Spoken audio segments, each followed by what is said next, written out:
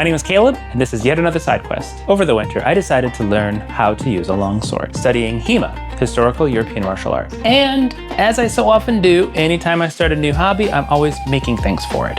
I've got some other videos down below where I've made a synthetic master, where I've made an indoor trainer, where I've made a couple of other things. It's a lot of fun.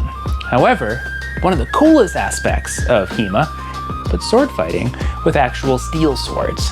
It's ridiculously fun. I thought it would be more fun to make a sword rather than just buy one. I made this sword in one day for $14. If you don't believe me, that's okay, because it's slightly disingenuous. I had to buy the blade and that was $190. But I made this part for $14, which I think was pretty cool. So that gave me a fully functioning, HEMA ready, safe fencing sword for just about 200 bucks. And it doesn't look like everybody else's.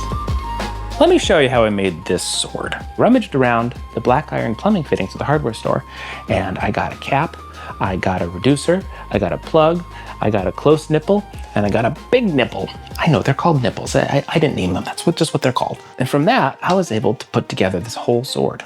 Let's see how that turned out. So I've been using this sword now for a few months, and there's some things I really like about it and some things that I don't like about it. First thing I like about it, I made this sword. It looks ridiculous and it's awesome. Some people have said that the pommel looks a little bit like a lightsaber. Some people have said that the pommel looks like plumbing supplies. I think they're both right. So from the design that I initially built, I had made a wood handle and it looked really cool. But here's one of the problems, is because the crossguard is rounded, it was acting like a wedge and actually split the wood. So I ended up 3D printing a handle and then just wrapping it in hockey tape to give it some grip. It works for now. Another thing that I wish was different was that the blade is pretty short. This is a Fiore-style blade, so it's a little bit shorter than most other people's. I got it not because I practice Fiore. Most of what I do is Meyer based. Sword nerds know what I'm talking about. But I like the way the blade looks with the shiltless look. It was an aesthetic choice. It was not pragmatic.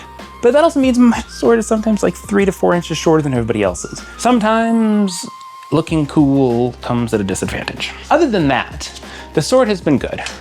The balance is pretty reasonable, right about there.